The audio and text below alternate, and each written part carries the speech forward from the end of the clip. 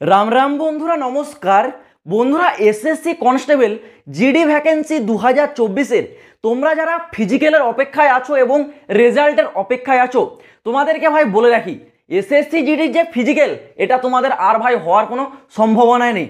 এই কথাটা আমি কেন বলছি, কারণ কেসটা কি ঘটেছে একটু তোমরা দেখে নাও। এসএসসি জিডির যে ফিজিক্যাল, তোমরা সেটা সবাই জানো, আইটিবিপি নোডাল ফোর্স এইবার তোমাদের এসএসসি জিডির যে ফিজিক্যাল সেটা কিন্তু কন্ডাক্ট করাতে চলেছে। এবং ফিজিক্যালটা এইবার তোমাদের আরএফআইডি বেসড হবে। মানে আরএফআইডি একটা চিপ যেটা তোমাদের পায়ে লাগানো থাকবে এবং গ্রাউন্ডে সিসিটিভি ক্যামেরা বসানো হবে। তো সেই জিনিসটা নিয়ে আইটিবিপির তরফ থেকে একটি করেজেন্টান জারি করা হয়েছিল, যেখানে বলা ছিল যে ভাই ব্রিড সাবমিনিশিং এর ডেট ছিল কত, 10/6/2024। ঠিক আছে, সাবমিনিশিংয়ের ডেটটা দিয়েছিল, যেটা সাবমিট করা তার ডেট ছিল কিন্তু 10/6/2024, মানে 10 জুন। এবং তার বিড ওপেনিংয়ের ডেট ছিল কত, 11/6/2024। এটা কিন্তু আইটিবিপি গত একটা করেজেন্টান জারি করেছিল, সেখানে বলেছিল। কিন্তু আবার 7 জুনে আবার নতুন করে একটা করেজেন্টান জারি করে আইটিবিপি। সেখানে কি বলেছে, তোমাদের সাবমিনিশিংয়ের ডেটটা ছিল কত, 10 তারিখ, 10 তারিখটাকে বাড়িয়ে করে দেওয়া হয়েছে কত, 18 তারিখ।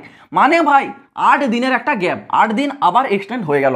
সেম এখানে তোমাদের হচ্ছে বিড ওপেনিংয়ের ডেট কত ছিল, 11 তারিখ, সেটাকে 19 তারিখ করে দেওয়া হয়েছে। মানে দেখতে পাচ্ছ 8 দিনের একটা বড় গ্যাপ এখানেও মেরে দিয়েছে। ঠিক আছে, মানে তোমাদের যে ফিজিক্যালের যে প্রস্তুতি সেটা কিন্তু আরও 8 দিন পিছিয়ে গেল। এইবার তোমাদের মনে একটাই প্রশ্ন, দাদা ফিজিক্যালটা তো যা হচ্ছে রেজাল্টটা কেন জারি হয়নি? ভাই এটাই তো সব থেকে বড় সমস্যা, যার কারণে আমি বললাম যে তোমাদের এইবার ফিজিক্যালটা হবে না।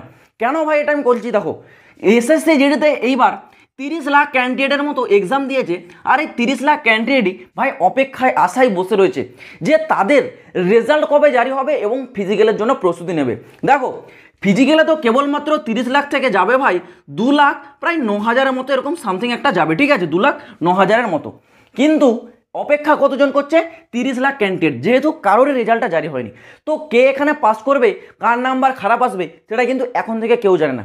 তো এসএসসি তোমাদেরকে এই বড় একটা জায়গায় কিন্তু ঝুলিয়ে রেখেছে, না ইধার কা না উধার কা। তোমরা বুঝতে পারছো না কি করবে অ্যাকচুয়ালি। তোমরা এই এসএসসি জিডির ফিজিক্যালের প্রস্তুতি নেবে, না অন্য কোনো রেলওয়ে বা অন্য কোনো ডিপার্টমেন্টের এক্সামের প্রস্তুতি নেবে। তো এটাই হচ্ছে একটা সব থেকে বড় খারাপ দিক লেগেছে আমার ক্ষেত্রে। ঠিক আছে, যে 30 লাখ ক্যান্ডিডেট ভাই অপেক্ষা করছে, ফিজিক্যালে তো যাবে কেবলমাত্র 2,09,000, তাহলে 30 লাখ ক্যান্ডিডেটের যদি রেজাল্টটা জারি করে দেয়, তারপর ভাই এই 2,09,000 ক্যান্ডিডেট অপেক্ষা করুক না, তারা তো শিওর ফিজিক্যালে যাবে।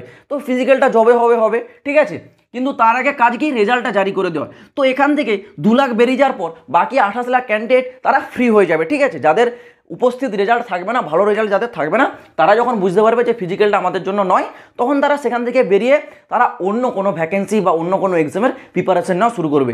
কিন্তু সেই জিনিসটা তোমাদের কিন্তু করার কোনো দিকটাই ছাড়ছে না। ঠিক আছে, এসএসসি আবার দেখতে পাচ্ছ 8 দিন কিন্তু বাড়িয়ে দেওয়া হলো।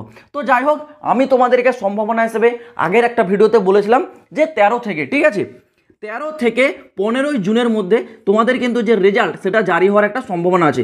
তো দেখা যাক এই ডেটের মধ্যে জারি হয় কিনা।